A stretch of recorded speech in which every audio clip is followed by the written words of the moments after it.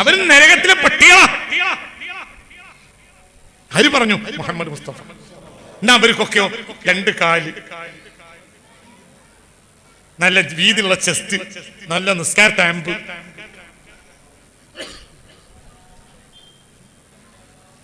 താടി. അവരെ പോലെ താടിക്കാര് മുസ്ലിം ലോകത്തുണ്ടായിട്ടില്ല. മുസ്ലിം ലോകം കണ്ട ഏറ്റവും വലിയ താടിക്കാര് ഖവാരിജ. അവരെ പറ്റി പുണ്യ മുഹമ്മദ് മുസ്തഫ പറഞ്ഞതെന്താ? അൽ ഖവാരിജു കിലാബു അഹ്ലിന്നാർ, ഖവാരിജ് നരകത്തിലെ നായ്ക്കളാണ് എന്ന് മുഹമ്മദ് മുസ്തഫ. എന്റെ അവര് ഭൂരിപക്ഷ മുസ്ലിമീങ്ങളെ കാഫിറാക്കി. ലാ ഇലാഹ ഇല്ലല്ലാഹ് മുഹമ്മദുർ റസൂലുള്ളാഹ് എന്ന് വിശ്വസിക്കുന്ന മുസ്ലിമീങ്ങളെ കാഫിറാക്കി. ആര്? ഖവാരിജ്. ഇതിനെ എതിരായി നിലകൊണ്ടു സയ്യിദുനാ അലിയുൽ മുർത്തള റളിയല്ലാഹു അലിയാരെ കാഫിറാക്കി റളിയല്ലാഹു അൻഹു. അലിയാരെ കാഫിറാക്കി റളിയല്ലാഹു അൻഹു. പറയും മനുഷ്യന്മാരെ, അലിയാരെ കാഫിറാക്കി റളിയല്ലാഹു അൻഹു. അഹ്ലു ബൈത്തിനെ കാഫിറാക്കി റളിയല്ലാഹു അൻഹു. قل هل ننبئكم بالأخسرين أعمالا الذين ضل سعيهم في الحياة الدنيا. ഇങ്ങോട്ട് നോക്കണേ. എവിടെയാണ് ഈ ആയത്ത്? അൽ കൗഫ്. ഈ ആയത്ത് ഗൈബിയായ മുഅ്ജിസത്ത. ഈ ആയത്ത് ഇറങ്ങുമ്പോൾ ഈ ആയത്തിന്റെ വിഭാഗം ലോകത്തുണ്ടായിട്ടില്ല. ഈ ആയത്ത് ഇറങ്ങിയത് നസലത്ത് ഫിൽ ഖവാരിജ്, ഇത് ഖവാരിജുകൾ ഇറങ്ങിയ ആയത്താണ്. ഈ ആയത്ത് ഇറങ്ങുമ്പോൾ ഖവാരിജ് എന്നൊരു വിഭാഗം ലോകത്തില്ല. മനസ്സിലായില്ല? ആയത്തിറങ്ങിയത് റസൂലുള്ളാഹിക്ക് മനസ്സിലായില്ല. ഈ ആയത്തിറങ്ങിയത് നസലത്ത് ഫിൽ ഖവാരിജ്, ഇത് ഖവാരിജിൽ ഇറങ്ങിയ ആയത്ത്. എന്നെവിടെ ഉണ്ട്? റാസി എടുത്തു നോക്ക്, റൂഹുൽ ബയാൻ എടുത്തു നോക്ക്, അവിടെയൊക്കെ എടുത്തു നോക്ക്. ഞാൻ എന്റെ ഓർമ്മയിൽ എടുത്തു പറയാം. ദുറുൽ മൻസൂർ എടുത്തു നോക്ക്. നസലത്ത് ഫിൽ ഖവാരിജ്, ഖവാരിജിൽ ഇറങ്ങിയ ആയത്ത്. ഖവാരിജ് എന്നുണ്ടായത് ഉസ്മാൻ ബിൻ അഫ്ഫാൻ റളിയല്ലാഹു അൻഹു കൊല ചെയ്യപ്പെട്ടതിന് ശേഷം ഉണ്ടായതാണ് ഖവാരിജ്. ഇത് ആയത്തിറങ്ങുന്നത് മുസ്തഫ നബി. എന്നിട്ട് എന്ത് പറഞ്ഞു? ഇത് ആരിലിറങ്ങി? ഖവാരിജിൽ ഇറങ്ങി. ഖവാരിജോ നരകത്തിലെ പട്ടികൾ. നബിയുടെ കാലത്ത് ഖവാരിജ് ഉണ്ടോ? ഇല്ല. സിദ്ദീഖ് റളിയല്ലാഹുവിന്റെ കാലത്തുണ്ടോ? ഇല്ല. ഉമർ ബിൻ ഖത്താബ് അൽ ഫാറൂഖ് റളിയല്ലാഹു അൻഹു കാലത്ത് ഖവാരിജ് ഉണ്ടോ? ഇല്ല. ഉസ്മാൻ ബിൻ അഫ്ഫാൻ റളിയല്ലാഹുവിന്റെ കാലത്ത് ഖവാരിജ് ഉണ്ടോ? ഇല്ല. ഖവാരിജ് ഉണ്ടായത് മഹാനായ സയ്യിദുനാ ദുന്നൂറൈനി ഉസ്മാൻ ബിൻ അഫ്ഫാൻ റളിയല്ലാഹുവിനെ കൊല ചെയ്യപ്പെട്ടതിന് ശേഷം ഉണ്ടായ വിഭാഗമാണ് ഈ ഖവാരിജിനെ പറ്റി ഹബീബായ റസൂലുള്ളാഹി സ്വല്ലല്ലാഹു അലൈഹി വസല്ലം നേരത്തെ പറഞ്ഞു. ഖുൽ ഹൽ ആയത്തിറങ്ങി. ഖുൽ ഹൽ നുനബ്ബിഉകും ബിൽ അഖ്സരീന അഅമാലല്ലദീന ളല്ല സഅയുഹും ഫിൽ ഹയാത്തിദ് ദുനിയ. ഇവിടെ ളല്ല അമലുഹും എന്നല്ല പറഞ്ഞു, ളല്ല സഅയുഹും. എന്തിനാ സഅയ് എന്ന് പറഞ്ഞത്? എന്താ? കഠിനാധ്വാനം ചെയ്ത അമൽ, സാധാരണ അമലല്ല. അപ്പോൾ ഇവർ ധാരാളം അമലുകൾ ചെയ്തിട്ടുണ്ട്. നിങ്ങൾക്ക് പറഞ്ഞത് മനസ്സിലായില്ല. സഅയ് എന്ന വാക്കിന്റെ അർത്ഥം കഠിനാധ്വാനം. ഉദാഹരണം പറയാം. സ്വലാത്തുല്ലാഹ് സലാമുല്ലാഹ്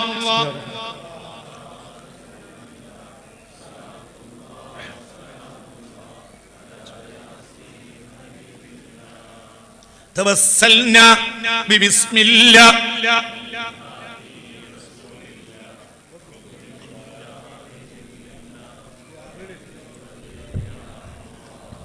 വളരെ ചിന്തിച്ചോളൂ. എനിക്കൊരു ലക്ഷ്യമില്ല. മഹാന്മാരായ ഉലമാക്കൾ പറഞ്ഞ് സമ്മതിച്ച് രേഖ വെളിപ്പെടുത്തുകയാണ് ഞാൻ. അത്രയും. ഞാൻ ഇവിടെ ഫത്വ പറയാൻ ആളല്ല. പറയുന്ന ആളുകൾ ഇപ്പോഴും ഉണ്ട്, പണ്ടും ഉണ്ട്. അവർ രേഖപ്പെടുത്തിയ രേഖകൾ വിളിച്ചിട്ട് കൊണ്ടുവരാൻ ഞാൻ വളരെ ചിന്തിക്കണം. ഈ ആയത്തിറങ്ങിയതോ ഖവാരിജിലാ. ഈ ഖവാരിജിന്റെ അമലിനെ പറ്റി അമല് എന്ന് പോലും അല്ല പറഞ്ഞത്, സഅയ് എന്നാൽ കഠിനാധ്വാനം. ഉദാഹരണം പറയാം. ഹജ്ജിന് പോയാൽ നമുക്ക് ഏറ്റവും പണിയുള്ള പണി ഏതാ? ഹജ്ജിന് പോയാൽ ഹജ്ജിന്റെ അർക്കാനിൽ പണിയുള്ള പണി എന്താ? തവാഫ് അത്ര വലിയ പണിയല്ല, മെല്ലെ നടന്നാൽ മതി. അറഫയിൽ നിന്നാ മതി, കിടന്നാലും മതി, ഉറങ്ങിയാലും മതി. അങ്ങനെയല്ലേ? ഉള്ളൂറേ ഉള്ളൂ. നിൽക്കുക, അറഫയിൽ നിൽക്കുക എന്നാണ്. നിന്നില്ല, ഇരുന്നു. ഒരാളെ കസേരയിൽ ഏറ്റിട്ടുണ്ട്, അറഫയിൽ വെച്ചാൽ മതി. ഒരാൾ ഉറങ്ങിയപ്പോ വേറൊരാൾ കട്ടിലിട്ട് അറഫെ കൊണ്ട് വെച്ചു. അറഫ കഴിഞ്ഞാൽ കിടന്നുറങ്ങി, എന്നാലും മതി. അപ്പോൾ അറഫ ഒരു പണിയല്ല. പിന്നെ മുസ്ദലിഫ ഒരു പണിയില്ല. അവിടെ രാത്രി കുറച്ചേരം നിൽക്കണം, കല്ല് പൊറുക്കണം. കല്ല് പൊറുക്കാൻ നമുക്ക് ഏറ്റവും ഇഷ്ടമുള്ള കാര്യം. കുട്ടിക്കാലം മുതലേ കല്ല് പൊറുക്കി കളിക്കണവരെ നമ്മള്. പിന്നെ മിനായിൽ വന്ന് പാർക്കുക. പിന്നെന്താ? എറിയ. ആരെങ്കിലും ഒന്ന് എറിയാൻ കിട്ടുക എന്ന് പറഞ്ഞാൽ നമുക്ക് വലിയ സുഖമുള്ള കാര്യം. ആകെ ഹജ്ജിൽ ഒരു പണിയുള്ളത് എന്താ? സഫയുടെയും മറുവയുടെയും ഇടയില. അതിന്റെ പേരാണ് സഅയ്.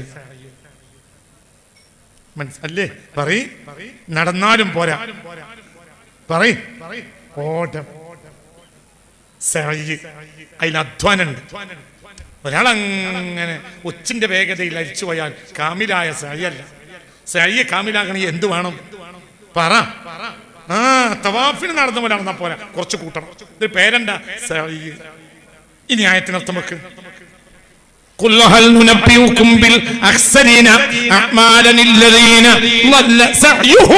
കഠിനാധ്വാനം ചെയ്തിട്ടുണ്ട് ആര്? ഖവാരിജ്. അപ്പോൾ ചെറിയ പണിയല്ല. വല്ലാതെ സുന്നത്ത് നിസ്കരിച്ചിട്ടുണ്ട്, വല്ലാതെ ഖുർആൻ ഓതിയിട്ടുണ്ട്.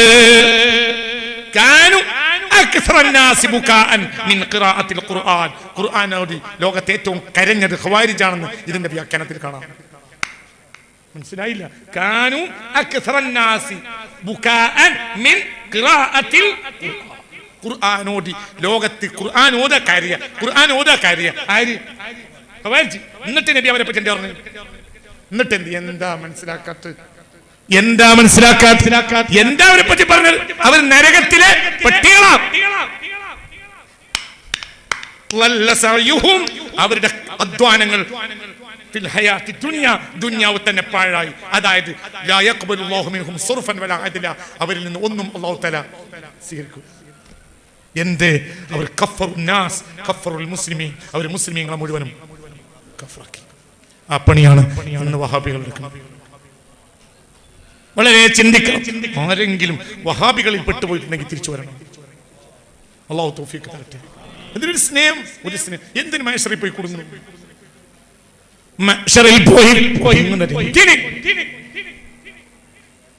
പണിയെടുത്താ പോരാ, പണിക്ക് മാർഗം ശരിയാകണം. മാർഗം മാർഗം ശരിയാകണം. മാർഗം ശരിയാകാതെ പണിയെടുത്തിട്ട് എന്താ കാര്യം? മാർഗം ശരിയാവണ്ടേ? മുളക്കുന്ന ഭൂമിയിലല്ലാതെ വിത്തിട്ട് പണിയെടുത്തിട്ട് കർഷകൻ എന്താണ് കാര്യം? എന്താ കാര്യം? ആദ്യം ഫീൽഡ് നോക്കണം. ഇവിടെ വിത്തിടാൻ പറ്റുമോ എന്ന് കർഷകൻ നോക്കണം. എന്നിട്ട് പണിയെടുക്കണം, എന്നിട്ട് വിത്തിടണം.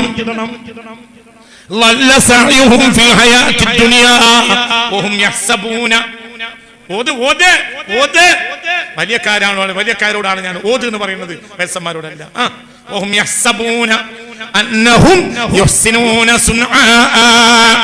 അവരുടെ ഭാഷയിൽ അവർ ഏറ്റവും നല്ല പണിയാണ് ചെയ്യുന്നത്. അവർ വിചാരിക്കുന്നതോ അന്നഹും, തീർച്ചയായും അവർ ഏറ്റവും മനോഹരമായ കർമ്മം ചെയ്യുന്നവരാണ് എന്നാണ് അവർ വിചാരിക്കുന്നത്. പക്ഷെ അവരുടെ കർമ്മങ്ങളെല്ലാം ദുനിയാവിൽ. വളരെ ചിന്തിക്കണം. നിസ്കരിക്കാൻ നോമ്പ് വിൽക്കുക, പക്ഷെ വിശ്വാസം ലോക മുസ്ലിമീങ്ങൾ കാഫിറാണെന്ന്. ഇതന്നെ വഹാബി വിശ്വാസം. വഹാബികളല്ലാത്തവരെല്ലാം കാഫിറാണെന്ന് വഹാബികൾ വിശ്വസിക്കുന്നു. എന്ത് ചെയ്തിട്ട് കാര്യം?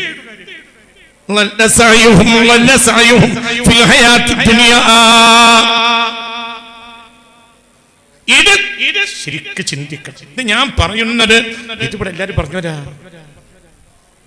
ഇതെല്ലാവരും പറഞ്ഞവരാണ്. മുഹമ്മദ് ബിൻ അബ്ദുൽ വഹാബിന്റെ ജ്യേഷ്ഠൻ ഉണ്ടായിരുന്നു, സുലൈമാൻ ബിൻ അബ്ദുൽ വഹാബ്. ഇയാൾക്കെതിരെ പുസ്തകം എഴുതിയിട്ടുണ്ട്.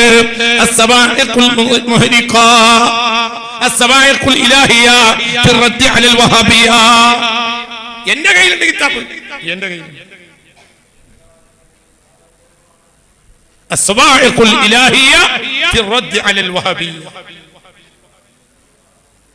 അല്ലാഹുവിന്റെ പരിശുദ്ധ ദീനിനെ നാശമാക്കിയ ആളുകൾക്കെതിരെ ഇയാളെ ജ്യേഷ്ഠൻ കിതാബ് എഴുതിയിട്ടുണ്ട്.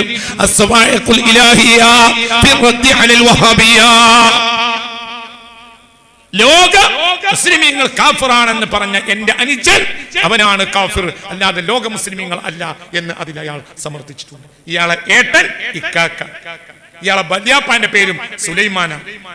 ബല്യാപ്പാക്ക് പേരൊപ്പിച്ച് പേരിട്ടതാണ് ആർക്ക്? ഏട്ടൻ. ഇയാളെ വല്യപ്പന്റെ പേര് സുലൈമാൻ, മുഹമ്മദ് ബിൻ അബ്ദുൽ വഹാബ് ഇബ്നു സുലൈമാൻ. ഇയാളെ കാക്കാന്റെ പേര് സുലൈമാൻ ഇബ്നു അബ്ദുൽ വഹാബ് ഇബ്നു സുലൈമാൻ. വളരെ ചിന്തിക്കണം. അയാളുടെ വിശ്വാസം ലോക മുസ്ലിമീങ്ങൾ കാഫിറാണ്. മുസ്ലിമീങ്ങളെ കാഫിറാക്കിയ ലാ ഇലാഹ ഇല്ലല്ലാഹ് മുഹമ്മദുർ റസൂലുള്ളാഹ് വിശ്വസിച്ച ജനത്തെ കാഫിറാക്കിയ ആദ്യത്തെ സംഘം ഖവാരിജാണ്. ഈ ഖവാരിജിനെ നരകത്തിലെ പട്ടികൾ എന്ന് മുഹമ്മദ് മുസ്തഫ പറഞ്ഞിട്ടുണ്ട്. അവരെ പറ്റി ആയത്തിറങ്ങിയിട്ടുണ്ട്. അവരെന്തെടുത്ത് കാര്യം, അവരെ താടി ഇത്ര നെഞ്ചിലിങ്ങനെ ചൂലുകൊണ്ട് അടിക്കും പോലെ കിടക്കും താടി.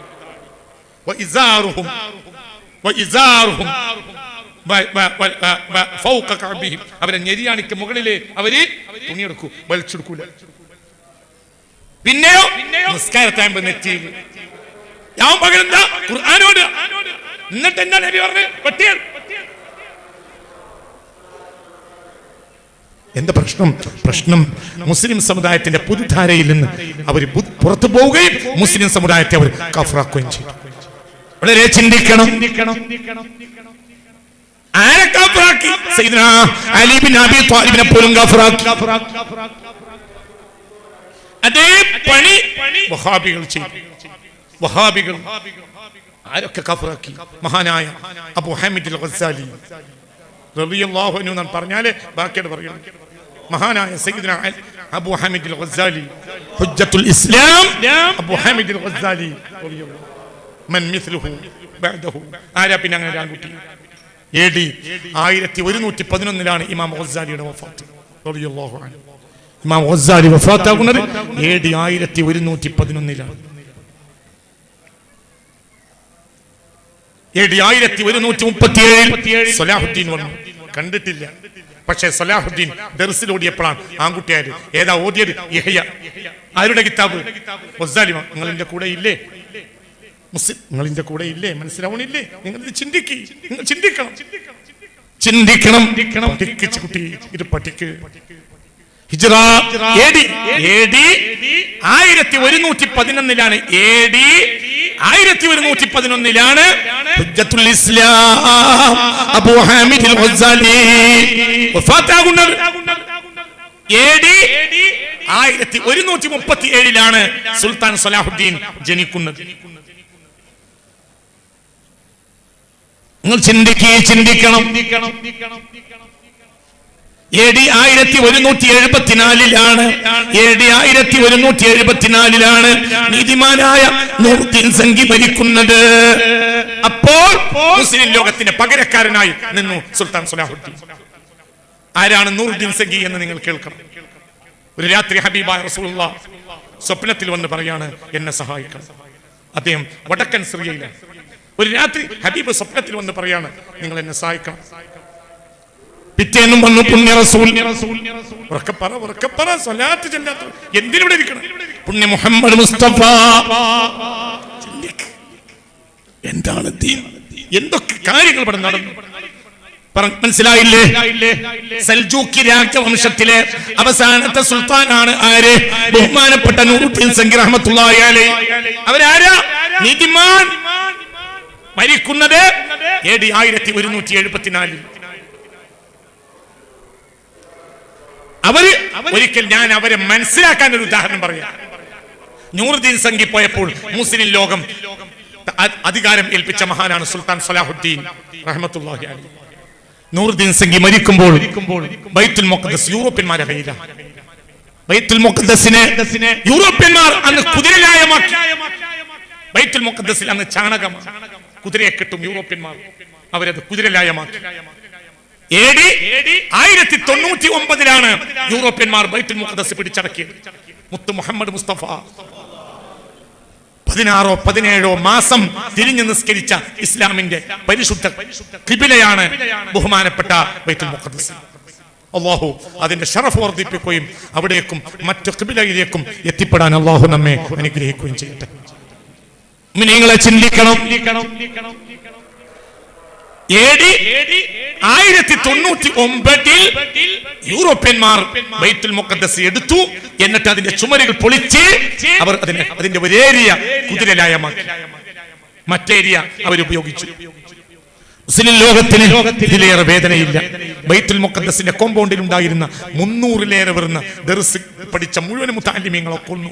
ഒരു ദിവസം ഉച്ചയായപ്പോഴത്തിന് 70,000 ആളുകളെ യൂറോപ്യന്മാർ കൊന്നു. ഒന്നും ചെയ്യാൻ കഴിഞ്ഞില്ല. വളരെ ഗൗരവമായി ചിന്തിക്കണം. മുസ്ലിമീങ്ങൾ വളരെ വേദനയുള്ള അനുഭവിച്ച സമയമാണിത്. ഈ സമയത്ത് വേറൊരു പ്രശ്നം ഉണ്ടായി. എന്റെ മഹാനായ സുൽത്താൻ നൂറുദ്ദീൻ സംഗി രാത്രി സ്വപ്നം കണ്ടു. മുത്തു മുഹമ്മദ് മുസ്തഫ, പുണ്യ മുഹമ്മദ് മുസ്തഫ എന്നെ സഹായിക്കണമെന്ന് ഹബീബായ നബി വന്ന് പറഞ്ഞു. ആരോട്? സുൽത്താനോട്, നൂറുദ്ദീൻ സംഗിയോട് റഹ്മത്തുള്ളാഹി അലൈഹി. എന്താന്ന് മനസ്സിലായില്ല. അദ്ദേഹം വടക്കൻ സിറിയയില. റസൂല വരിക സ്വപ്നത്തിൽ, എന്നെ സഹായിക്കണം എന്നാ റസൂല പറയുന്നത്. പിറ്റേ ദിവസവും ഉറങ്ങിക്കിടക്കുമ്പോൾ മുത്ത് റസൂൽ വന്നു സ്വല്ലല്ലാഹു അലൈഹി വസല്ലം എന്നെ സഹായിക്കണം.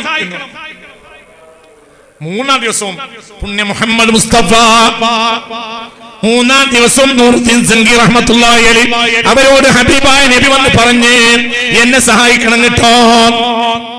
ഉടനെ എന്തോ സംഭവിച്ചിട്ടുണ്ടെന്ന് മനസ്സിലാക്കി നൂറുദ്ദീൻ സംഗി റഹ്മത്തുള്ളാഹി അലൈഹി വടക്കൻ സിറിയയിൽ നിന്ന് കാഫില കെട്ടി മദീനയിൽ വന്നു. കുറെ ഹദായ കൊണ്ടുവന്നു. പല സൈസ് ഹദിയകൾ, രാജാവിന്റെ വക ഹദിയ കീസുകളിൽ കെട്ടിക്കൊണ്ടുവന്നു മദീനയിലേക്ക്. മദീനയിൽ വന്നിട്ട് മദീനയിലെ ഗവർണറെ വിളിച്ച് ഗവർണരോട് പറഞ്ഞ്, മദീനക്കാരായ എല്ലാ ആളുകൾക്കും ഞാൻ ഹദിയ കൊടുക്കാൻ വേണ്ടി കൊണ്ടുവന്നിട്ടുണ്ട്. എല്ലാരും നേരിട്ട് എന്റെ മുന്നിൽ ഹാജരായിട്ട് ഹദിയ വാങ്ങണം. മൂന്നാം ദിവസം റസൂലുള്ളാഹി സ്വപ്നത്തിൽ 2 ആളെ കാണിച്ചെന്നു. ആ ആളുകൾ എന്റെ പരിശുദ്ധമായ ശരീരം എടുത്തുകൊണ്ടുപോകാൻ ശ്രമിക്കുന്നുണ്ട്. മനസ്സിലാവുന്നുണ്ടോ പറഞ്ഞത്? അവര് എന്റെ പരിശുദ്ധ റൗളത്തു ശരീഫ തുരക്കുന്നുണ്ട്. 2 ആള്. ആ 2 ആളെ ചിത്രം കാണിച്ചു കൊടുത്തു, 2 ആളെ കോലം കാണിച്ചു കൊടുത്തു. മുത്തു മുഹമ്മദ് മുസ്തഫ സ്വല്ലല്ലാഹു അലൈഹി വസല്ലം ആ ചിത്രം ശരിക്കും മനസ്സിൽ പതിഞ്ഞു. സ്വപ്നത്തിൽ ഹദിയകളും കൊണ്ടുവന്നു. മദീനയിലെ വന്നിട്ട് ഗവർണറെ വിളിച്ച് പറഞ്ഞു, എനിക്ക് മദീനക്കാരൻ മുഴുവനും ഒന്ന് കാണണം, അവർക്ക് ഹദിയ കൊടുക്കാൻ നേരിട്ട് വരണം. എല്ലാവരും വന്നവർക്കൊക്കെ ഹദിയ കൊടുത്തു.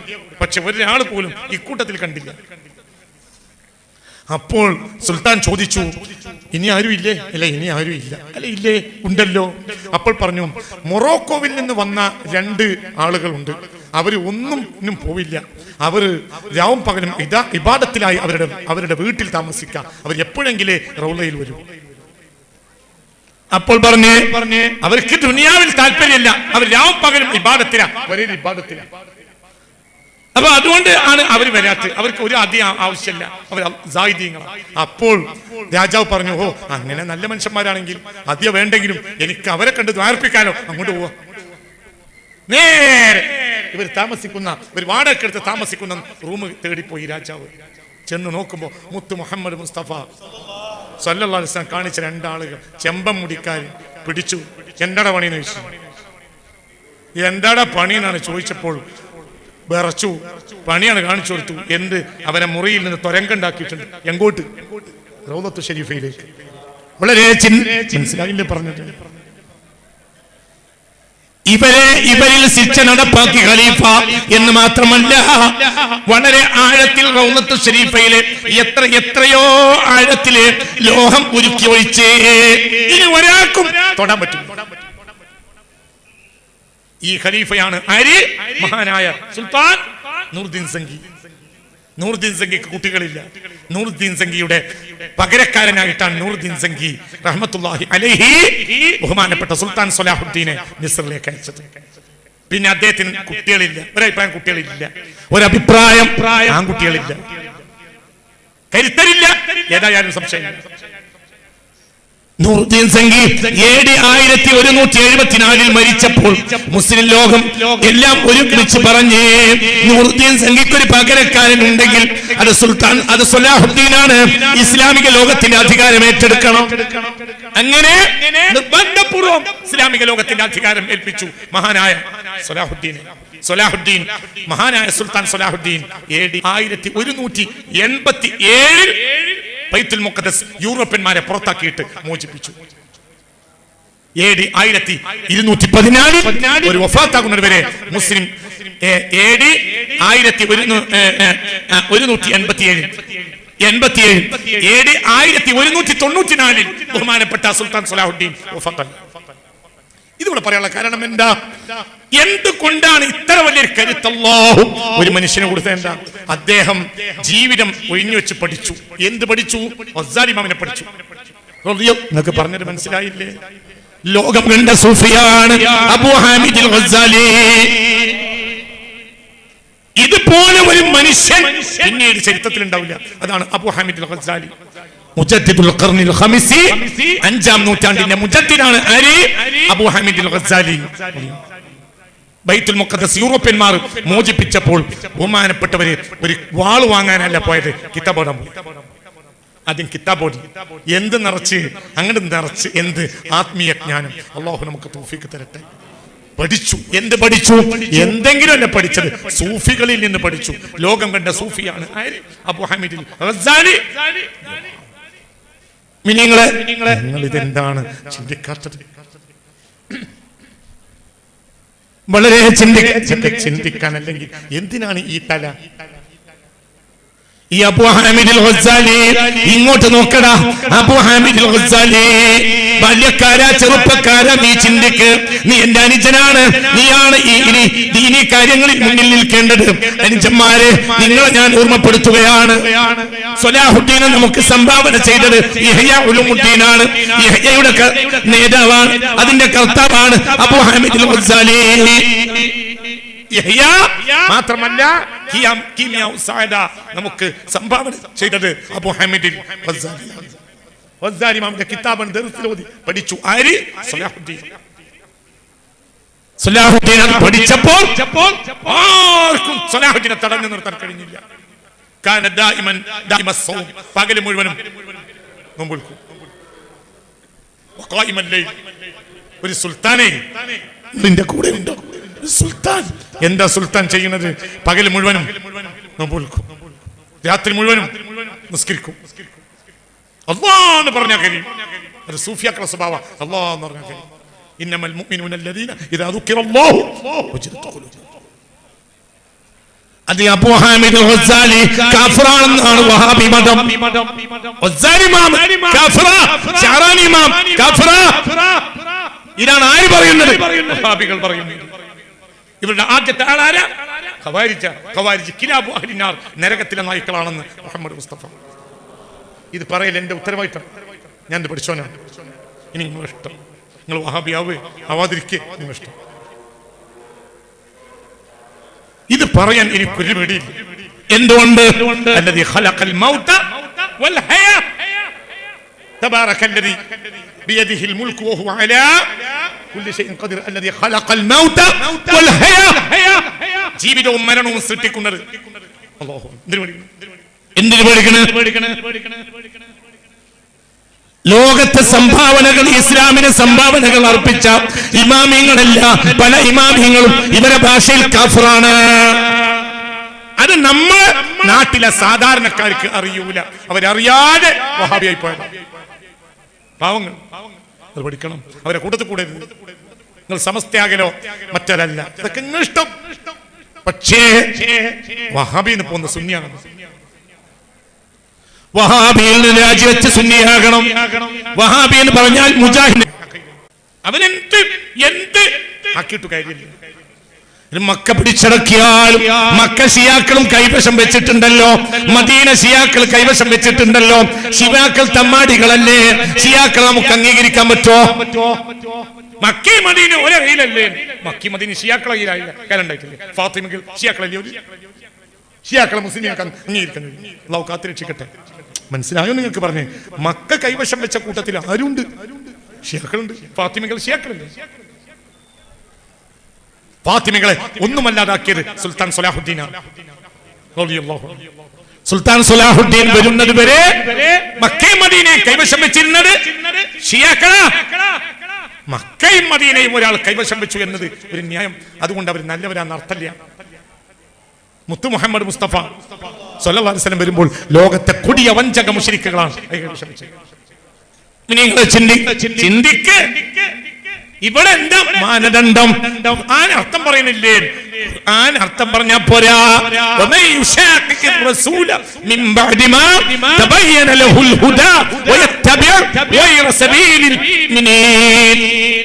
നിങ്ങൾക്കൊരു മാർഗമുണ്ട്. ആ മാർഗം തെറ്റിപ്പോയാൽ അവർ അംഗീകരിക്കാൻ പാടില്ല. മാർഗം തെറ്റിയ മാർഗം തെറ്റിയില്ലേ? നമുക്കൊരു ആഗ്രഹമല്ലേ ഇമാം ഗസാലിയെ മഹ്ശറിന് കണ്ടുമുട്ടിയാൽ കയ്യൊന്ന് പിടിച്ച് മുട്ടാൻ? അങ്ങനത്തെ ഒരു ആൺകുട്ടി ഉണ്ട് ലോകത്ത്. അള്ളാഹു ഒരു ദർജ കൊടുക്കട്ടെ. മനസ്സറിഞ്ഞ് പറയാ മോനെ, മനസ്സറിഞ്ഞ് പറയാ, അള്ളാഹു ഒരു ദർജ കൊടുക്കട്ടെ. ഞങ്ങളൊക്കെ ഉസ്താദുമാര് ഏത് കിതാബ് ഓതിയാൽ അവസാനം ഓദിപ്പിക്കുന്ന കിതാബാണ് എന്ത്? യഹ്യ. എന്തേ യഹ്യ ഓതാതെ പുറത്തു കൊണ്ട? കാരണം ജിദ്ദീൻ നാശാക്കും. മനസ്സിലായില്ല? അങ്ങനെ തന്നെയല്ലേ? യഹ്യ ഓതാതെ പോയാൽ ദുനിയാവിന് വേണ്ടി പൈസ ഉണ്ടാക്കാൻ നടക്കും ഈ തലയെ കെട്ടുകൊണ്ട്. അല്ലേ? സത്യല്ലേ? എന്റെ ഉസ്താദ് കോളേജിൽ പോകുന്നതിന് മുമ്പ് കർശന യഹ്യോണം. അത് ഉസ്താദിനെ കൊണ്ട് രണ്ടാമത് ഉണ്ടായിരുന്നു. രണ്ടാമത് ഉസ്താദ് കൊടുക്കട്ടെ. ദർസിനും സബക്കിനും ഒക്കെ നേരല്ലാതെ അസറിന്റെ ശേഷം ഉസ്താദിന് 18 സബക്കാണ്. ശബ്ദം തീരല്ല. എന്നാൽ പോലും അവസാനം കോളേജിലേക്ക് പോകുന്ന കുട്ടികൾക്ക് ദർസിൽ വെച്ചു എന്ത്? മഗ്രിബ് വരെ. മഗ്രിബ് കഴിഞ്ഞാൽ പിന്നെ മുസ്ലിം മഗ്രിബിന് മുമ്പോ നാളെ കോളേജിൽ പോകും. പിന്നെ നാട്ടിൽ നിന്ന് പാരികായി ഇറങ്ങി നാടാശ. ഇങ്ങനെ എഴുതിയ കിതാബ്, എന്ന കിതാബ് സല്ലല്ലാഹു അലൈഹി വസല്ലം തങ്ങൾ സയ്യിദുനാ ജിബ്രീൽ അലൈഹിസ്സലാം ഒരു ആയത്ത് കൊണ്ടുവന്നു കൊടുത്തു. മാഇദ സൂറത്തിലെ 54-ാമത്തെ ആയത്ത്. യാ അയ്യുഹല്ലദീന ആമനു മൻ യർതദ്ദ മിൻകും അൻ ദീനി ഫസൗഫ യഅതില്ലാഹു ബിഖൗമിൻ യുഹിബ്ബുഹും വയുഹിബ്ബൂനഹു. ഈ ആയത്ത് കൊണ്ടുവന്ന് മാഇദ സൂറത്തിലെ 54-ാമത്തെ ആയത്ത് സയ്യിദുനാ ജിബ്രീൽ, മുഅ്മിനീങ്ങളെ, നിങ്ങളിൽ ആരെങ്കിലും ഈമാനിൽ നിന്ന് പുറത്തു പോകുമ്പോൾ അല്ലാഹു ഒരു പുതിയ ജനത്തെ കൊണ്ടുവരും. യുഹിബ്ബുഹും വയുഹിബ്ബൂനഹു. ശ്രദ്ധിക്കണേ, ശ്രദ്ധിക്കണേ, ശ്രദ്ധിക്കണേ. നല്ല ഉഷാറിലിരുന്നാലേ പറയുള്ളൂ. സ്വലാത്തുല്ലാഹ് സലാമുല്ലാഹ്